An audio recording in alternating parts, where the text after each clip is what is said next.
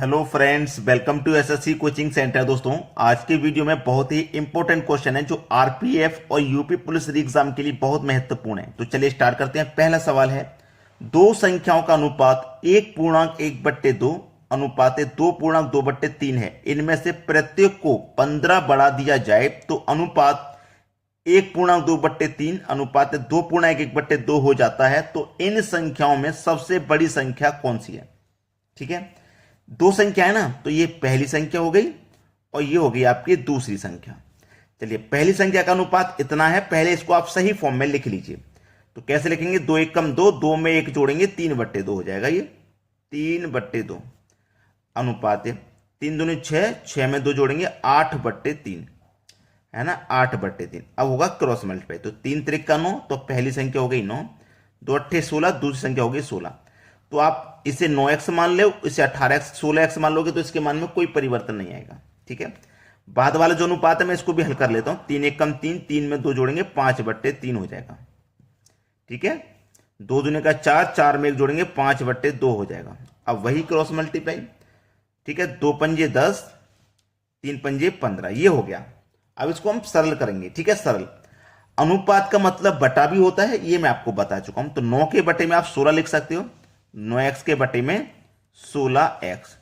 वो क्या कह रहा है कि प्रत्येक को 15 बढ़ा दें, यानी कि इसको भी 15 बढ़ा दें और इसको भी 15 बढ़ा देंगे तो अनुपात हमारा इतना हो जाएगा। इतने का मतलब जब मैंने इसको सॉल्व किया तो 10:15 आया। और अनुपात का मतलब बटा भी होता है, तो आप इसे 10 के बटे में 15 लिख लेंगे। क्लियर? इतनी बात, किसी को कोई दिक्कत तो नहीं है? ठीक है, क्लियर है ना? आप चाहो तो इसको अनुपात को छोटा करके भी लिख सकते हो, जैसे 5 दूने का 10, 5 3 का 15, तो 2:3 भी मैं इसे लिख सकता हूं। चलिए मैं लिख लेता हूं, 2:3 लिख सकता हूं, क्योंकि संख्या जब छोटी हो जाएगी तो आंसर जल्दी आ जाएगा। बड़ी संख्या रहेगी तो मल्टीप्लिकेशन बढ़ा जाएगा। तो चलिए क्रॉस मल्टीप्लाई, 3 निम 27, 27x प्लस 15 3 का 45 बराबर 16 दूने का 32 x प्लस 15 दूने का 30। ठीक है, चलिए अब इसी को रखना है, x वाले टर्म एक तरफ करिए। 27x इधर जाएगा तो 32 में से -5x बचेगा। 30 इधर जाएगा तो 45 में से -15 बचेगा। 5 से 15 3 बार में कटेगा, x का मान आ गया भैया 3। पूछा क्या है? बड़ी संख्या। तो जो अनुपात में बड़ा होगा वही संख्या बड़ी होगी। अनुपात में बड़ा 16 है, 16 का मल्टीप्लाई कर दो 3 से, 16 3 का 48। बड़ी संख्या क्या हो जाएगी आपकी भाई? 48। पहला ऑप्शन हो जाएगा प्रश्न का बिल्कुल सही जवाब। अब देखेंगे अगला सवाल।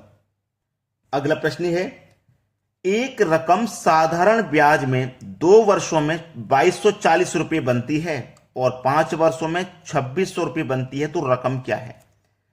इस प्रश्न में ना दो तरीके के प्रश्न पूछे जाते हैं और वो प्रश्न आपको पहचानना है। कैसे? यहां पे दिया गया और 5 वर्ष में, और के बाद में अगर यहां पे फिर लिखा हुआ होता ना, फिर, तो इसका सेंस पूरा बदल जाता क्वेश्चन का। कैसे बदल जाता वो मैं आपको बताता हूं। कोई राशि हमारी 2 वर्ष में कितनी हो रही है? 2240 रुपये हो रही है, और 5 वर्ष में 2600 रुपये हो रही है। अगर यहां पे और फिर 5 वर्ष होता ना, और फिर 5 वर्ष, तो 2 वर्ष में तो इतनी होगी ना, और फिर होता ना, तो इस 2 वर्ष को इस 5 वर्ष को जोड़ लेते तो 7 वर्ष में फिर ये राशि इसका मान होता। ये 7 वर्ष का मान होता अगर और फिर होता, यानी कि 2 वर्ष में इतनी होगी और फिर 5 वर्ष में, यानी कि ये 2 वर्ष के बाद में फिर 5 वर्ष लगे हैं तो 7 वर्ष हो जाता है। ये याद रखना। अब देखो 2 वर्ष से 5 वर्ष हो गए तो इसका मतलब 3 वर्ष आगे पहुंच गए हम, और 3 वर्ष में ब्याज कितना आगे पहुंच गया ये पहचान लीजिए। 2240 से 2600 हो गया, इसका मतलब 360 रुपये ब्याज बढ़ गया। 3 वर्ष में 360 रुपये बढ़ गया, तो 1 वर्ष में कितना बढ़ेगा? 120, और 2 वर्ष में बढ़ेगा 240। ठीक है, अब 2 वर्ष में 240, 2 वर्ष में हमारी राशि कितनी हुई थी? 2240, तो इसमें 2 वर्ष का ब्याज शामिल है। तो इसमें से मैं 2 वर्ष का ब्याज हटा देता हूं, माइनस कर दूंगा, 240 को माइनस कर दूंगा, तो मेरे पास जो अमाउंट बचेगा, जो राशि बचेगी वो 2000 रुपये बचेगी। यही सवाल है सही का आंसर, सवाल का यही सही जवाब है भाई। चलिए अब देखते हैं अगला प्रश्न। अगला प्रश्न है, जल और दूध के एक मिश्रण का आयतन 40 लीटर है, मतलब मिश्रण 40 लीटर है, इसमें 10% जल है। इस मिश्रण में और कितना पानी मिलाया जाए कि नए मिश्रण में जल 20% हो जाए? देखिए आपके पास जल और दूध, पहले जल दिया गया है तो जल लिखिए, बाद में दूध दिया गया है तो बाद में दूध। इनका आपको कहा गया है जो टोटल है आयतन, यानी कि टोटल मिश्रण 40 लीटर का है। उसने बोला है इस मिश्रण में 10% जल है। जल कितना हो जाएगा? 10%। जब जल 10% है तो दूध आपका 90% हो जाएगा, क्योंकि कोई भी मिश्रण हो वो अपने आप में 100% होता है, तो 10 और 90 को मिला के 100% बनेगा। फिर उसने बोला है कि इसमें कितना पानी मिलाया जाए कि नए मिश्रण में जल 20% हो जाए। जल कितना हो जाए भैया? 20%। अब 100% बनाने के लिए जब जल 20 है तो दूध की मात्रा 80% होगी, तभी तो दोनों मिलकर के 100% होगा। तो इसमें क्या ट्रिक काम करती है, मैंने पहले भी आपको बताया कि जो मिलाया जाए या घटाया जाए उसे काम में नहीं लेना। कितना पानी मिलाया जाए, पानी मिलाने की बात कर रहा है, यानी कि जल मिलाने की बात कर रहा है, तो जल वाला रेशियो आपको काम में नहीं लेना, जो बचा है वो लेना है। तो चलिए ऊपर वाला वैल्यू ऊपर लिख दो और नीचे वाला नीचे लिख दो। 40 से कम 40, 40 दूनी का 80, 2 से कट जाएगा 90, 45 बार में।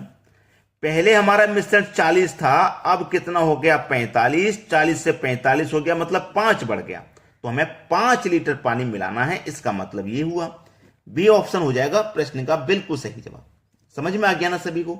चलिए अब देखते हैं अगला सवाल। अगला प्रश्न है, यदि किसी संख्या को 133 से विभाजित किया जाता है तो शेष 21 बचता है। यदि उस संख्या को 19 से विभाजित किया जाए तो शेष क्या बचेगा? देखिए ये जो प्रश्न है ना, नंबर सिस्टम का चैप्टर से है, और इसमें 3 संख्याएं होती हैं। पहली संख्या 133, दूसरी संख्या है 21 और तीसरी संख्या है 19। तो उसने बोला था कि 133 से हमने विभाजित जब किया तो 21 शेष बचा। अब उसी संख्या को 19 से विभाजित करें तो शेष क्या बचेगा? तो याद रखना, तीसरी संख्या से दूसरी संख्या में इसमें डिवाइड देते हैं हमेशा। तो 21 में 19 से डिवाइड दूंगा, यानी कि तीसरी संख्या से दूसरी संख्या में डिवाइड देना है। तो 21 एकम 21 कट जाएगा। अब 21 में से 19 कट गया, क्योंकि 19 एकम 19 कटेगा, तो 21 में से जब 19 कट गया तो शेष आपका 2 बच रहा है। और यही तो पूछ रहा था कि शेष क्या बचेगा भैया? 2 शेष बचेगा, यानी कि बी ऑप्शन बिल्कुल सही आंसर है। चलिए अब देखते हैं अगला प्रश्न। अगला प्रश्न है, किसी 2 अंकों की संख्या एवं संख्या के अंकों को परस्पर बदलने से प्राप्त संख्या का योग 110 है, तो संख्या ज्ञात करो जबकि उसके अंकों का अंतर 4 है। ऑप्शन में चेक कर लीजिए अंकों का अंतर 4 है या नहीं। देखो 3 और 8 का अंतर 4 नहीं है, तो ये ऑप्शन नहीं हो सकता, ये नहीं हो सकता। 7 और 3 का अंतर 4 होता है, ये हो सकता है। 4 और 8 का अंतर भी 4 होता है, ये हो सकता है। 8 और 4 का अंतर 4 होता है, ये हो सकता है। ये तो हो नहीं सकता। चलिए हमसे क्या है, हमने ये संख्या लेनी है। 73 था तो 73 में ले लूंगा। इस संख्या को अंकों को परस्पर बदलूंगा तो 3 पहले आ जाएगा, 7 बाद में। तो इनका जो योग है 110 होना चाहिए। तो 3 और 7 10 का 0 कैरी का 1, 7 और 3 10 कैरी का 1 11, 110 हो गया। मतलब बी ऑप्शन ही सही जवाब है। इनका अंतर भी 4 है, इसको मैं चेक कर लेता हूं। 48 अंकों को परस्पर बदलूंगा, अब जोड़ूंगा 8 4 12, इकाई अंक देखो 2 आ रहा है जबकि 0 आना चाहिए, तो ये आपका आंसर नहीं हो सकता। ठीक है, बी ऑप्शन क्या है प्रश्न का बिल्कुल सही जवाब। अब जितने भी बच्चे वीडियो को देख रहे हैं सभी एक लाइक कर दीजिए और अपने दोस्तों में शेयर कर दो ताकि उनके एग्जाम की तैयारी भी अच्छे से हो पाए। ठीक है दोस्तों, धन्यवाद।